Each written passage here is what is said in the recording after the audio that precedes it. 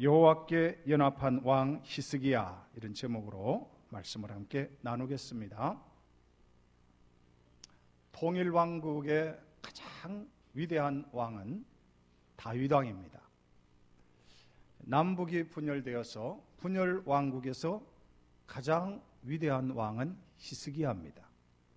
그래서 성경은 다윗과 같이 정직히 행했던 왕 히스기야, 남유다에 히스기야 전에도 후에도 이런 왕이 없었다 평가를 하고 있습니다. 어떻게 이 히스기야가 이렇게 위대한 남유다의 왕이 되었을까? 성경에 보면 그는 25세에 아버지 아하스를 이어서 남유다 제13대 왕이 되었고 29년간 통치했다 기록하고 있습니다.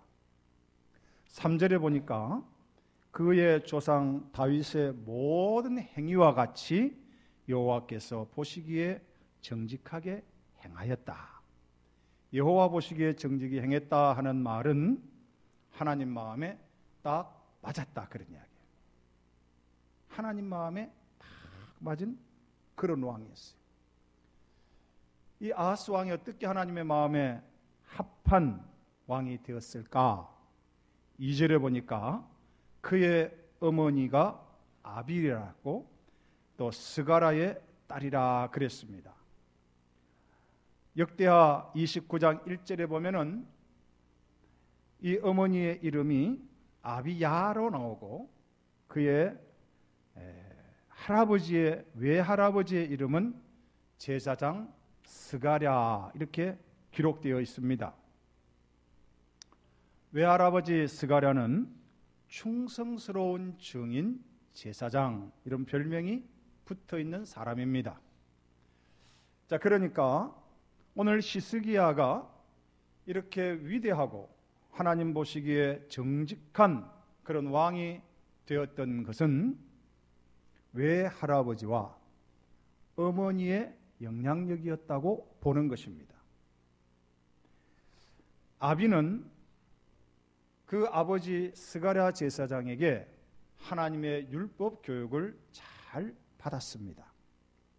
그래서 그 아들 히스기야에게 말씀 교육을 잘 시켰습니다. 우리가 열왕기 상하를 보는 가운데 특별히 남쪽에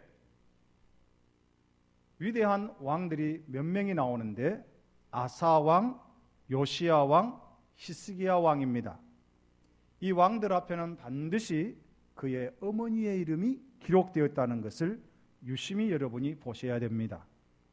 다시 말하면 어머니의 신앙 교육이 그 자녀들에게 지대한 영향력을 미친다는 것을 꼭 기억하셔야 됩니다.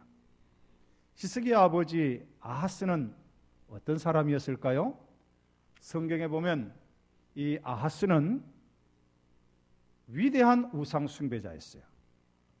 남유다에 전역의 우상 숭배를 하도록 유도하고 산당을 많이 만들고 모든 좋은 나무 밑에는 제사할 수 있도록 분향소를 설치했습니다.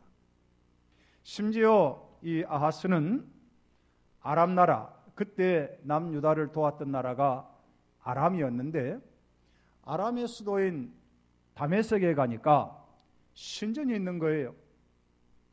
그래서 그 설계도를 가지고 와서 이 남유다에 신전을 만들게 하고 또 다메섹에 그 신을 수입해 와가지고 남유다가 완전히 우상 국가로 바뀌어버리게 했던 장본인이었습니다. 여러분 보세요. 히스기야는 아버지를 보지 않았을까요? 아버지가 하는 우상 문화에서 자라지 않았겠습니까? 그런데 그 어머니 아비는 얘야, 너는 아버지처럼 하면 안 된다. 우상은 하나님이 싫어하는 것이란다. 하나님은 오로지 여호와 하나님만 경배하기를 원하신단다. 그러면서 이 모세의 율법을 가르치고 하나님 말씀을 쉬지 않고 가르쳤습니다. 그래서 히스기야는 어머니의 믿음의 영향력을 잘 받으면서 신앙인으로 자랐습니다. 여러분, 디모데는 어떤 사람이었습니까? 신약 성경의 디모데는 그의 아버지가 헬라인이었습니다. 이방인이라는 말입니다. 그런데 그의 외할머니는 노이스였어요. 그리고 그 어머니는 유니기였습니다. 외할머니는 신앙인이었습니다. 그리고 그 엄마도 그 할머니의 영향력을 받아서 믿음으로 잘 자랐습니다. 그래서 그가 아이를 낳아서 키우는데 그 아이가 디모데입니다. 그래서 그 아이에게 신앙 교육을 철저히 시켰습니다. 바울은 이렇게 말합니다. 이 믿음은 내 외조모 로이스와 내 어머니 유니게 속에 있더니 내 속에도 있는 줄을 확신하노라. 모세는 어떤 사람이었습니까? 모세는 난지 100일쯤 되어져서 갈대 상자에 담겨 저 강에 버려졌습니다. 근데 바로의 공주가 와서 그 아이를 구출한 것입니다. 그래서 물에서 건져냈다는 뜻이 모세 아닙니까? 그가 자랄 때 애굽 궁전에서 자랐습니다. 유모가 필요했습니다. 마침 유모로 들어간 사람이 그를 낳았던 어머니 요게벳이었습니다. 요게벳이 그 아이를 젖을 먹으면서 키울 때에 강조하는 것입니다. 얘야, 너는 애굽 사람이 아니고 하나님이 선택한 히브리 백성이란다. 너는 이 애굽의 신을 섬길 자가 아니고 여호와 하나님을 섬겨야 한단다. 그것을 계속 가르쳤습니다. 그래서 이 모세는 장성하여 자기가 히브리인 걸 알고 애굽 궁전의 보화 부귀영화를 누리는 것이 아니라 그의 백성과 함께 고난받는 길을 택하였습니다. 사랑하시는 어머님들, 여러분의 신앙교육은 지금도 여러분 자녀에게 직접적인 영향력을 미친다는 것을 기억하십시오. 여러분의 말 한마디, 여러분의 기도 생활, 여러분의 성경 읽는 모습, 어려움과 환난을 당할 때 인내하는 모습, 다른 사람을 격려하고 칭찬하는 말, 여러분의 그 모습이 여러분 자녀에게 직접적인 영향력을 미치고 있습니다. 비록 여러분의 남편이 이 자리에 함께 못한다 하더라도, 여러분 남편이 비록 세상적이고 불신자의 그런 모습으로 산다 하더라도 여러분 자녀는 여러분 어머니들이 지켜야 할 것입니다. 오늘 히스기야는 그 어머니 아비에게 영향을 받습니다. 아버지는 우상 숭배를 전역에 퍼뜨리지만은 히스기야는 그것이 하나님 앞에 죄인지를 알고 드디어 25이 되었을 때 왕이 되어 이 유다의 종교개혁을 단행하게 되어집니다. 그것이 3절 말씀입니다. 히스기야가 4절 말씀입니다. 우리 4절을 같이 한번 읽어볼까요? 4절 시작. 그가 여러 산당들을 제거하며 주상을 깨뜨리며 아세라 목상을 찍으며 모세가 만들었던 놋뱀을 이스라엘 자손이 이때까지 향하여 분향함으로 그것을 부수고 느후수단이라 일컬었더라. 아멘. 여기 보면 여러 산당을 제거했다 그랬습니다. 여기에 이 여러 산당이 뭡니까? 이 산당은 통일왕국 시대에는 그나마 하나님께 예배했던 장소였습니다. 기브온 산당, 솔로몬이 1000번제를 하나님께 제사했던 산당, 유명한 산당입니다. 그러나 남북이 나뉘고 나서는 이 산당이 우상 숭배하는 곳으로 전락되었습니다. 그런데 여러 산당을 세웠던 자가 누구냐 하면 역대 왕들 중에 아버지 아하스였어요. 아버지가 세웠던 산당을 제거했습니다. 주상을 깨뜨렸습니다. 여기에 주상이라는 것은 세워진 상이라는 말인데, 주상은 바알상을 말하는 것입니다. 주상을 깨뜨렸습니다. 아세라 목상을 찍었습니다. 아세라는 바알의 부인이었습니다. 나무로 만든 상입니다. 그것을 다 찍었습니다. 심지어 이스라엘 백성들이 광야에서 불뱀에 물려서 죽어갈 때에 모세로 하여금 놋뱀을 만들어서 그것을 쳐다보는 자는 살리라 그랬는데, 그 놋뱀을 이제 만들어서 그 앞에서 또 분향을 했습니다. 그것을 히스기야는 다 쪼개버렸습니다. 그래서 누후수단이라, 노초각이라, 그런 뜻입니다. 철저히 우상을 제거했습니다. 여러분, 그런데 열왕기 상하를 읽는 가운데 왜 우상을 왕들이 그렇게 이스라엘 땅에 퍼뜨렸을까? 왜 그렇다 생각하나요? 이들이 의도적으로 하나님의 마음을 괴롭혀야 되겠다, 여호와 하나님을 힘들게 해보자, 우상을 숭배하지 말했으니까 우리는 우상을 숭배해서 하나님을 마음에 고통을 주자, 이런 마음으로 우상을 세웠을까요? 성경을 가만히 읽어보면 그것이 아닙니다. 왕들은 자기 통치 기간에 나라를 든든히 세우고 국방력과 경제력과 백성의 마음을 하나로 모으기 위해서 우상을 세웠다는 것을 기억하셔야 됩니다. 대표적으로 지혜의 왕 솔로몬, 그 솔로몬은 초기에는 하나님 보시기에 정직히 행하고 지혜롭게 공의롭게 판단했습니다. 나라가 형통해졌습니다. 부강해졌습니다.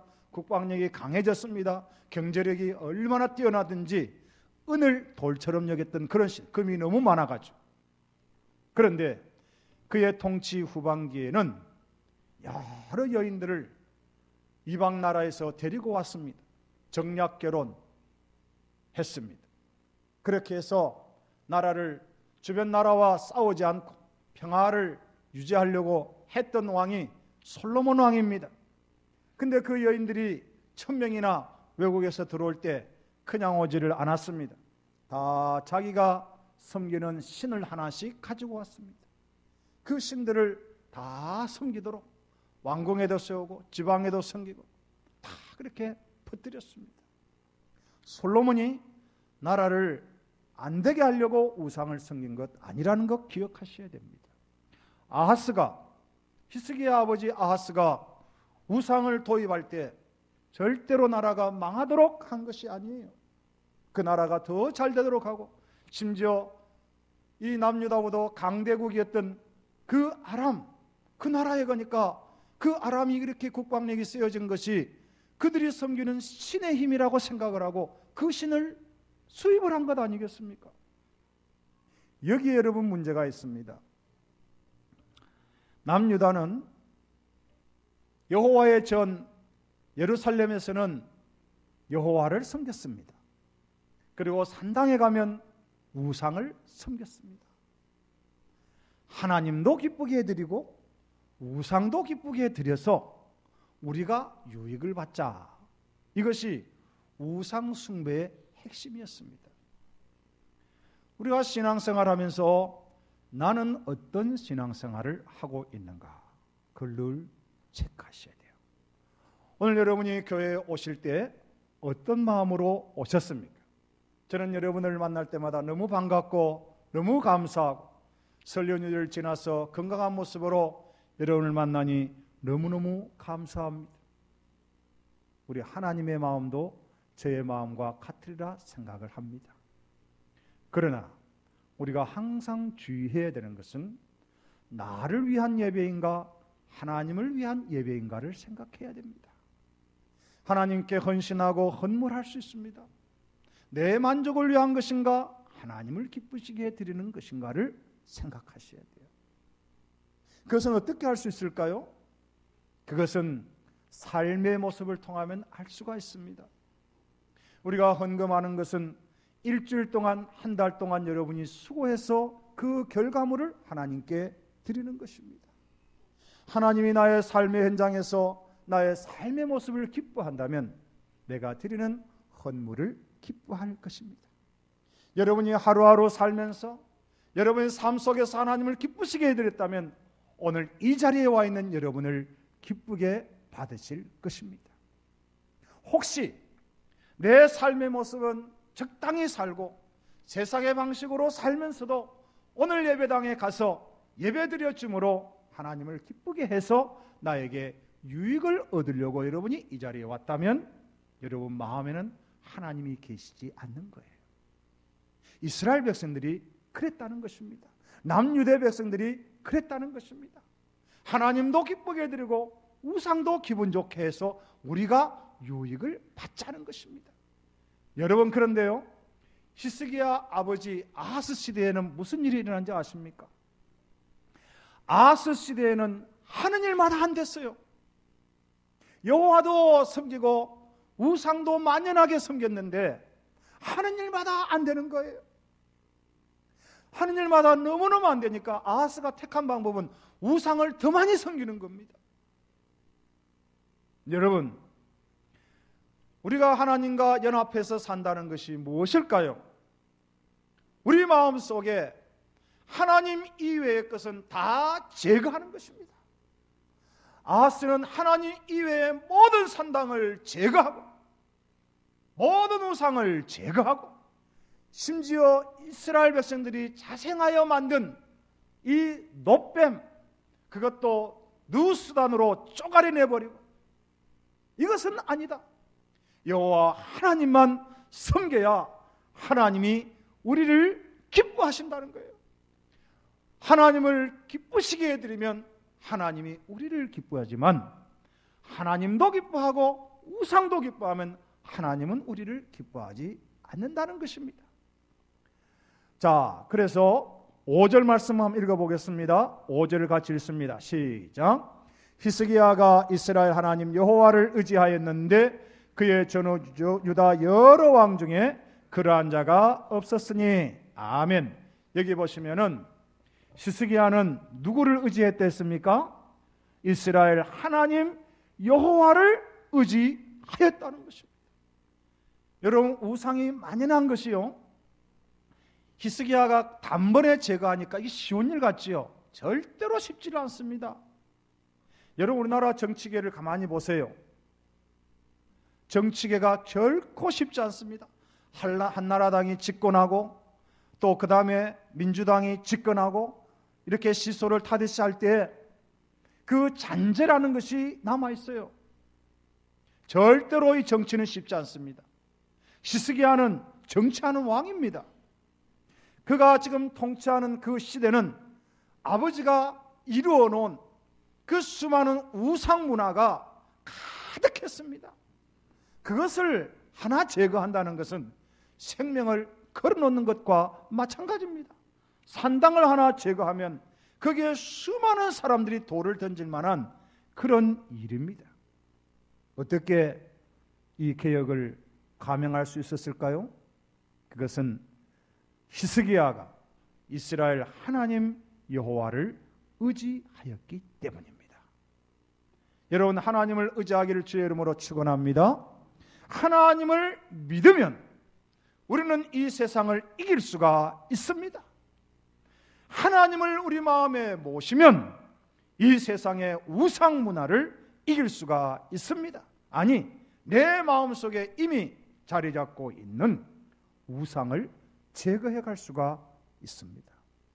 자, 6절도 한번 볼까요? 6절도 한번 읽어보겠습니다. 시작. 곧 그가 여호와께 연합하여 그에게서 떠나지 아니하고 여호와께서 모세에게 명령하신 계명을 지켰더라. 아멘.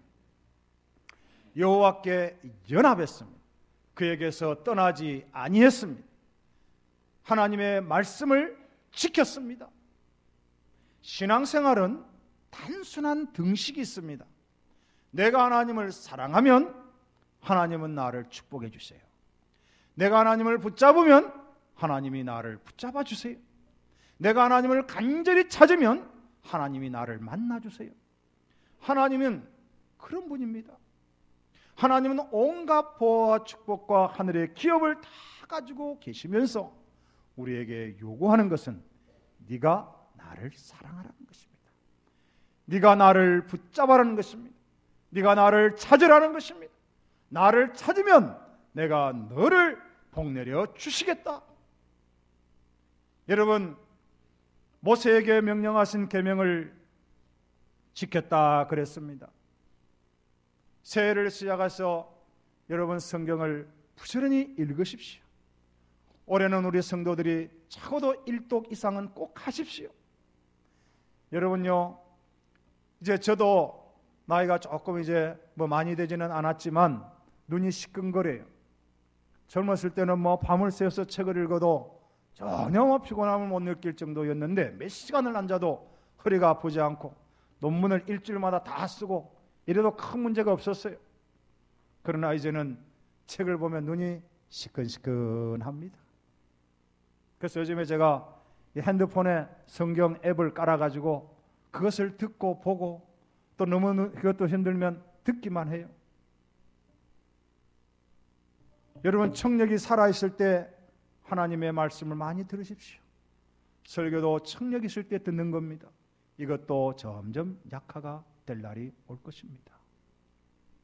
하나님 말씀을 지킬 수 있을 때 최선을 다해서 힘을 다해서 지키십시오. 그 힘이 빠질 날이 올 것이기 때문에 그렇습니다. 오늘 히스기야는 하나님과 연합하고 하나님을 떠나지 아니하고 여호와께서 모세에게 명령하신 계명을 지켰습니다. 그렇게 지키면 하나님은 우리를 지켜주십니다. 하나님 말씀을 지키면 하나님이 우리를 지켜주시는 거예요. 신앙의 등식은 아주 단순한 논리입니다. 7절을 보십시오. 하나님이 어떻게 그를 지켜주셨는가? 7절을 한번 읽어볼까요? 7절과 8절을 같이 읽습니다. 시작. 여호와께서 그와 함께 하심에 그가 어디로 가든지 형통하였더라. 저가 아수르 왕을 배반하고 섬기지 아니하였고 그가 블레셋 사람들을 쳐서 가사와 그 사방에 이르고 망대에서부터 견고한 성까지 이르렀더라. 아멘. 히스기야를 하나님이 지켜주시는데 형통한 복을 주셨다는 겁니다. 형통하다는 말이 뭡니까? 성공했다, 잘 되었다, 승리하였다, 번창했다, 이런 말입니다. 여러분 다 형통하기를 주의 이름으로 축복합니다.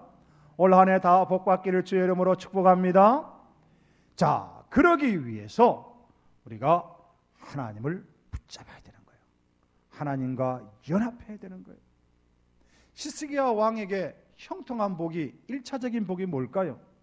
그것은 고대 왕들은 전쟁을 하면 제일 앞장서서 나가는 자들입니다. 백마를 타고 제일 앞장에 나가서 군기를 제압하는 것입니다. 그게 왕이 하는 일이에요. 그러니까 지금 이 히스기야가 다스리는 이 시기에는 가는 곳마다 전쟁에 이겼더라, 그런 말입니다. 하나님이 함께 하시니 그가 나가서 전쟁에 승리했다는 것입니다. 그의 아버지 아하스는 나라가 잘되게 하기 위해서, 전쟁에 한번 이겨보기 위해서 수만 가지 우상을 도입하고 산당을 수없이 세워서 우상을 숭배하게 했지만은 하나님이 막으시니까, 하나님이 형통하게 하지 않으니까 가는 곳마다 안 되는 거야. 전쟁마다 실패하는 거야. 나라가 얼마나 약해졌는지 모릅니다. 그러나 히스기야는 핵심을 알았어요. 아버지처럼 우상을 숭배해서 나라가 굳건해지는 것이 아니라 하나님 여호와를 연합해서 그 하나님 여호와에게 딱 붙잡혀서 그 하나님과 딱 결부되어서 살면 하나님이 복을 주시고 하나님이 형통하게 하신다는 이 핵심을 파악한 것입니다. 사랑하는 성도님들, 우리가 돈 버는 방법도 다양할 수 있습니다. 어떤 사람은 부동산을 투기해서, 어떤 사람은 주식을 잘 만나서, 어떤 사람은 사업을 번창하게 해서 돈을 벌 수도 있습니다. 또 어떤 좋은 투자자들을 만나서 좋은 기회를 이용해서 이것이 다 형통한 일입니다마는 그러나 그것만 의지해서 안 된다는 겁니다. 우리가 하나님을 의지하면 하나님이 놀랍게 우리의 삶을 형통하게 인도해 가신다는 것을 믿으시기를 주의 이름으로 축원합니다. 하나님을 붙잡으세요. 여러분 마음에 혹시 다른 것 붙잡고 있으면 그것은 제거하셔야 됩니다. 철저히 제거해야 돼요.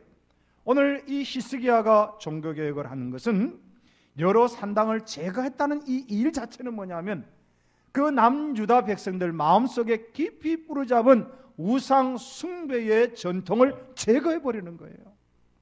내 마음속에 여전히 습관이 남아있는 거, 잘못된 죄악의 습관이 남아있는 거, 그거 제거할 때에 하나님이 형통한 복을 주셨습니다. 여기 보십시오. 블레셋을 쳤습니다. 8절에 보니까 블레셋은 평생의 남유다와 적입니다. 지금도 팔레스틴, 이스라엘 영원한 적으로 남아있지 않습니까? 그런데 오늘 이 히스기야가 블레셋 사람들을 쳐서 가사를 빼앗았습니다. 가사는 블레셋의 가장 중요한 도시 중에 하나입니다. 그리고 그 사방에 이르러서 영토를 확장했습니다. 망대와 견고한 성까지 했습니다. 견고한 성은 도시를 말하고 망대는 저 광야 같은데 망 보는 곳입니다. 그곳까지 다 빼앗아 버렸습니다. 누가 함께 하셨어요? 하나님이 함께 하시니까.